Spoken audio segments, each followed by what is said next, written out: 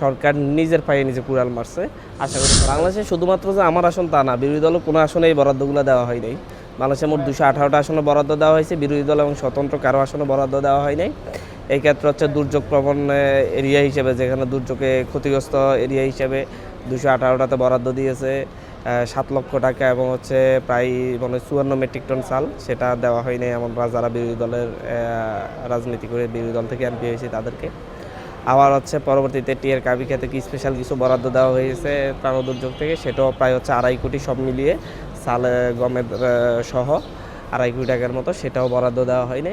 তো এই ক্ষেত্রে একটা রাষ্ট্রীয় বৈষম্য আর কি মনে হয় যেন হচ্ছে রাষ্ট্রের যারা বিরোধী দলকে ভোট দিয়েছে, যে অঞ্চলে বিরোধী দলের এমপিরা নির্বাচিত হয়েছে, তারা মনে হয় যেন হচ্ছে ট্যাক্স দেয় না। সেই অঞ্চলের মানুষ মনে হয় যেন ট্যাক্স দেয় না, ট্যাক্স মনে হয় যেন শুধু সরকার দলের যারা এমপি হয়েছে তাদের অঞ্চলের মানুষজন দেয়। সেখানেও তো বিরোধী দলের ব্যাপক ভোট পেয়েছে। যেটা বৈষম্য হয়েছে আমি এটার বিরুদ্ধে কথা বলবো, সরকারকেও বলছি, আমি মন্ত্রীকে সরাসরি জানাইছি, উনি কোনো উত্তর দেননি। আজকে চেষ্টা করবো দেখা করার জন্য। আসলে হচ্ছে রাষ্ট্রীয় এই বৈষম্যের বিরুদ্ধে আমাদের আন্দোলন, এবং হচ্ছে সরকার যেটা করেছে এটা সরকার নিজের পায়ে নিজে কুড়াল মারছে। আশা করি সরকারের শুভবুদ্ধির উদয় হবে এবং দ্রুত আমরা বরাদ্দগুলো পাবো।